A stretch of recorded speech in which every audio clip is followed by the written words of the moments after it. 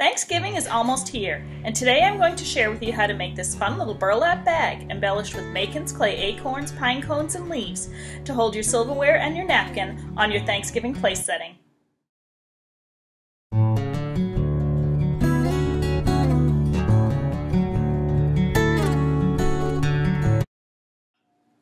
I'm using multi-packs of the earth tones and vineyard tones from Makin's clay. Inside of each multi-pack, there are individual clay pieces that are individually wrapped in an outer wrap. I discard the outer wrap, and I'm only going to open the colors that I need as I need them. You can also just cut off the amount you need and keep the rest in the protective cellophane, which will help keep it from drying. While I'm working with the clay, I'll keep any open clay and even these cellophane packs that are not open yet in a Ziploc baggie with a damp paper towel. It is an air dry clay, so keeping it moist and sealed will help with your drying time. To get started, I cut off about half of the tan from the earth tone set and left the rest in the package, and I'm going to put it into the Ziploc bag. I've got my tan, and then I opened the brown from the earth tones. I'm going to show you how easy it is to make a two-tone push molded image, or actually you can put as many colors as you'd like, and it's really quite simple. I'm starting with the brown. The clay comes out of the package soft and ready to use. There's no need to condition it first. It's one of the great features of Makin's.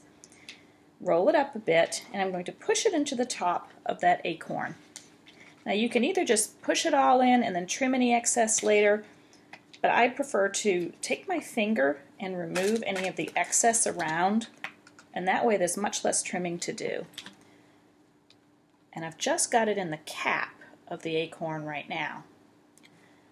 And then we just add our second color. I'm using this tan, and I'm going to pull off a piece of that and push it into that mold.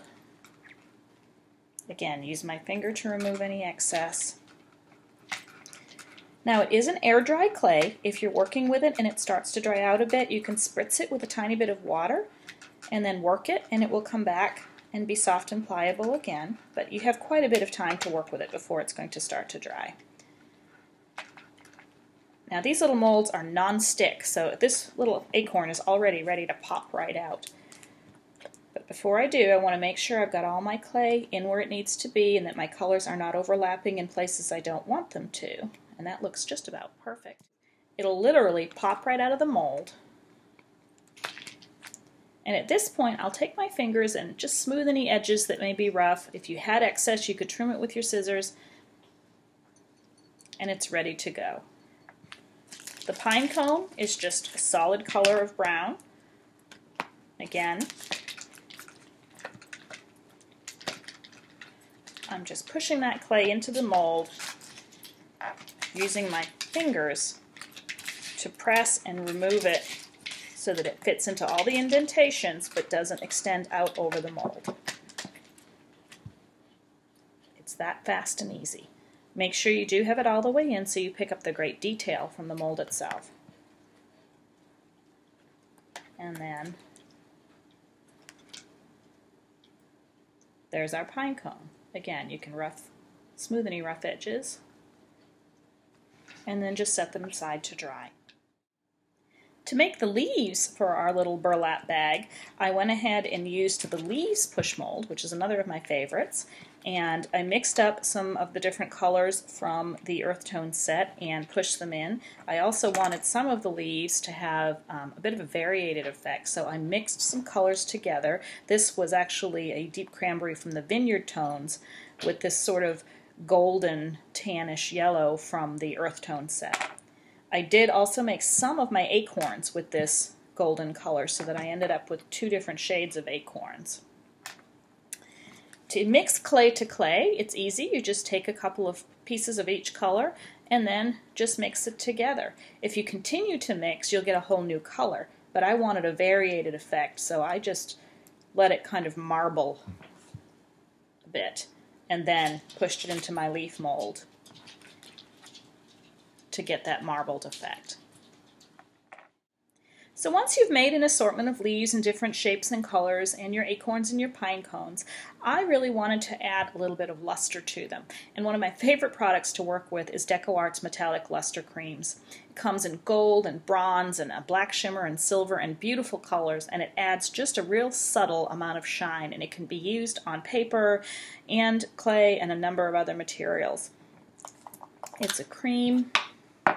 And I just took my fingertip. You can use a brush, but I like the control that my fingertip gives me a bit. And sort of swipe it over the top of the clay and across the front of my acorns. And I also did my pine cones and my leaves as well. It gives them that little bit of shimmer and shine, yet still lets the colors beneath shine through.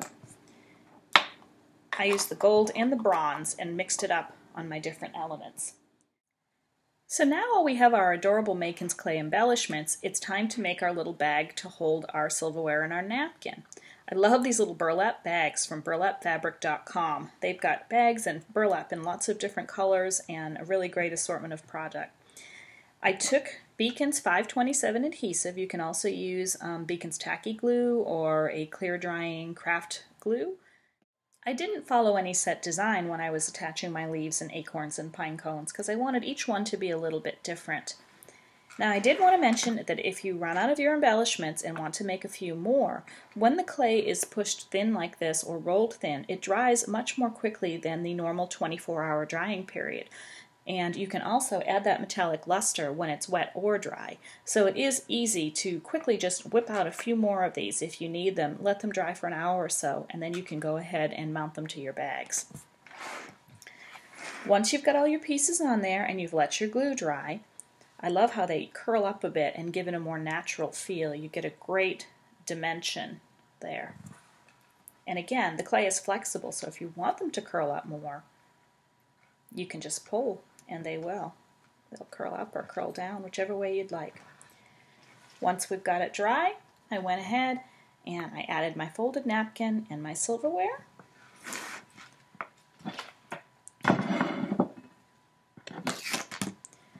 Pull those little drawstrings a bit, and you're ready for your Thanksgiving table. I hope you enjoyed this project, and please tune in next time for more ideas from Creatively Crafty with Cindi McGee. Thanksgiving is almost here, and today I'm going to share with you how to make this fun little burlap bag. I can go away.